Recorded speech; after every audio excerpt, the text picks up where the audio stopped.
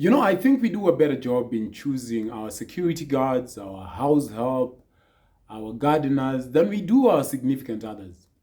You know, think about your help. I mean, you take them through the most rigorous questions. Is this your regional ID? Do you have a police case? Who have you worked for?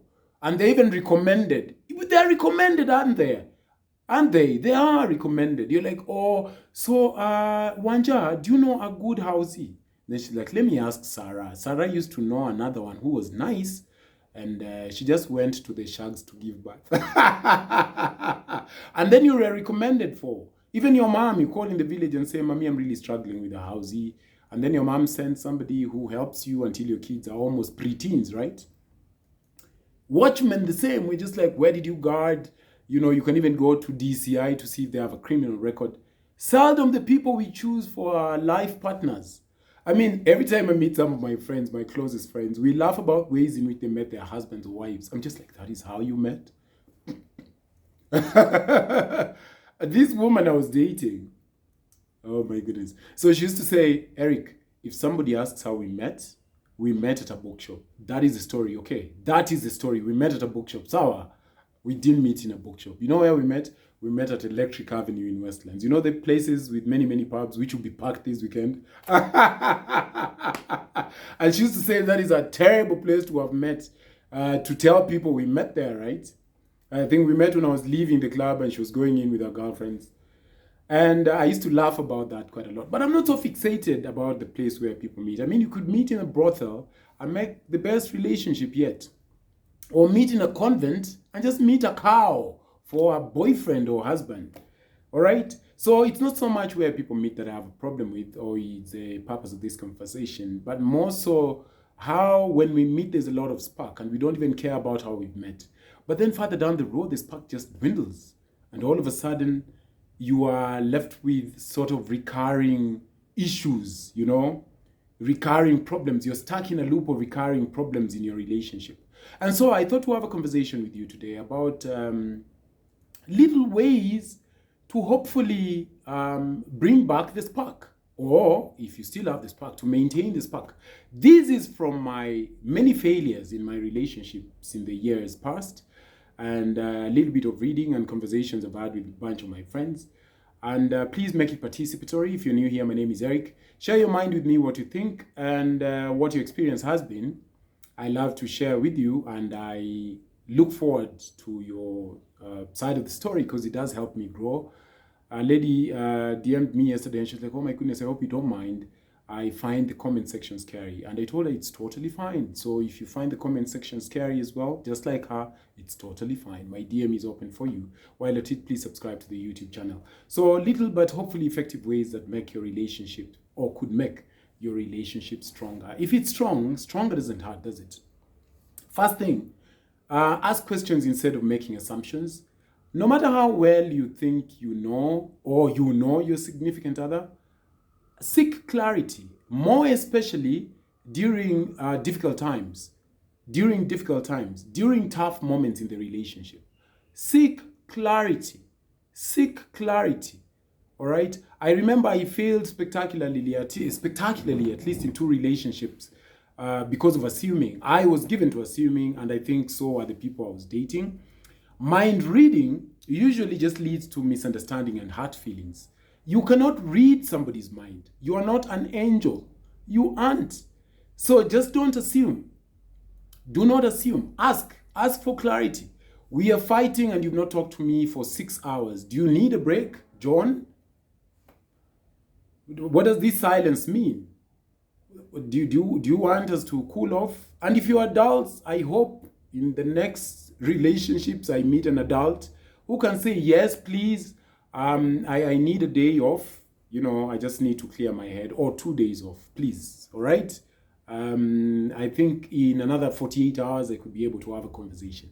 But if I'm quiet and you're quiet and we are quiet and then we are quiet and you're quiet and you're like, oh, they have to talk fast if they don't talk. It's never that serious. I can't start a convo with a man. Me, I text a man. Hey, not with these hips.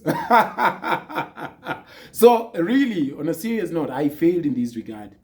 Ask questions. Don't make assumptions. Please don't make assumptions. you know, assumptions are terrible. Assumptions are terrible. Somebody texts you, you feel like this text has a tone. I don't like text, I like voice notes. Voice notes, because voice notes have tonality, but you can read something and read it in your mood, and you're like, why is she talking to me like this? So, no matter how well you think you know your partner, it's dangerous. Not only is it dangerous, but equally unhealthy to assume. So don't assume, ask questions. That was the mistake I did. You shouldn't do it. Share when you feel down. You know, share. As a man, most of my male friends, I think from sharing, we still struggle with this, even amongst each other, all right? They call these Eric, well, they don't call it Eric, they call it normative male alexithymia. Alexithymia, something along those lines. Google it. So most men suffer the disability to express emotion, right? So when they feel hurt or angry, some of them freeze. But if you can retrain yourself to share when you're feeling down, when you're feeling vulnerable or upset. Make an effort to open up to your significant other and just say it, all right? Instead of holding it all in. Sometimes you hold it all in and somebody's just wondering, okay, what's going on with you? I don't know what's going on with you. You're not going to talk to me. And then you go into that state for 6-5 days. Then you come back out and then it's recurring. It can be so frustrating, can't it? And yes, so despite of NMA, you know, you could always learn. I think I learned a bit, and I think I'm trying to get better. But I used to suffer that a great deal. I get into my zone and I don't want to talk, and somebody's like, what's up? What's going on? What's going on? And sometimes I get tired. Also, somebody tweeted this the other day, and I thought that was phenomenally. He put it really well. I forget the tweet. But he was saying some women are guilty of weaponizing men's vulnerability. And if you're a woman and you're given to doing that, I've experienced that as well. So somebody opens up and says, all right, I'm just stuck with these crazy boss and I'm thinking of resigning. And then she goes in, she flares up. All of a sudden is, what will we eat? Why would you think of resigning? Life is tough everywhere. And now she's exacerbating your problem. And a lot of men were saying under that tweet that that's why they do not share. So it's a delicate balance, I imagine, even for the women sometimes, because they're like, what's wrong? And then they don't know how to sort of solve the problem. Most are given to worry. But be that as it may, try much as you can to share when you're feeling down. It connects you. Vulnerability is beautiful, isn't it? Third thing, schedule regular date nights and hangouts. I was poor at these, I've confessed in the past. Right? Why? Because it's easy to get swept up with work and obligations. It is. It's very easy. You're shooting Eric stories, you leave. You're going to read this book, you leave. You're doing a voiceover work, you leave. You're shooting an advert. All right? So don't let the fun stuff slide. Go see a movie. Meet up for dinner. Be very intentional. Again, nothing thrives on neglect. Go out there and do stuff.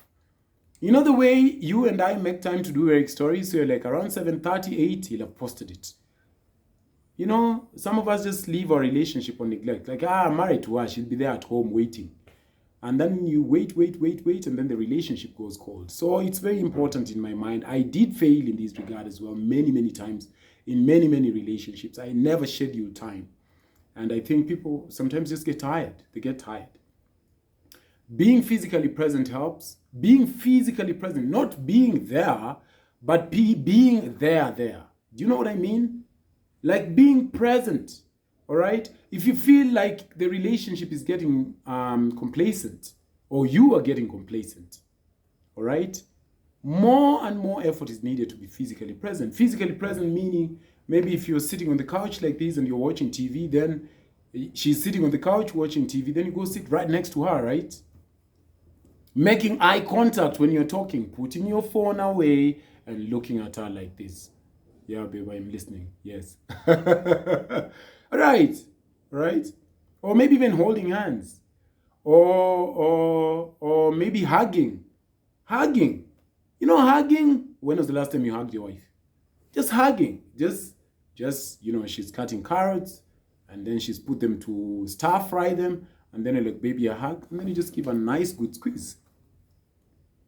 These boost intimacy, according to relationship experts. They boost intimacy in your relationship. People feel needed. More than these, you want to figure out their love language. I've shared the book. You should read it thrice. The 5 Love Languages, Gary Chapman, so that you understand that love language and she understands yours. You can, it can make the world of difference. Finally, choose a time to have check-ins. I never used to have these. Most of us don't. And then a problem comes and then you're arguing and then you're like, then she says something and you're like, why didn't you ever tell me this? So choose a time to have check-ins as a couple, be it weekly, be it monthly, be it quarterly. And during the check-ins, discuss the state of the relationship. Is the state of the union strong? Talk about those things. Talk about what's working well and what's not working well and what needs to be changed. If you think about it, it's like an institution or a company. It really is. Love has its place, but really when it comes to the working of the relationship, I think you really need to be intentional and schedule things up. You know the way companies have AGMs, I know that doesn't sound romantic, but really, I think sometimes we leave so much to happenstance and we don't get good success. What do you think? Share with me down below. Good evening, and again, happy Mashujaa Day.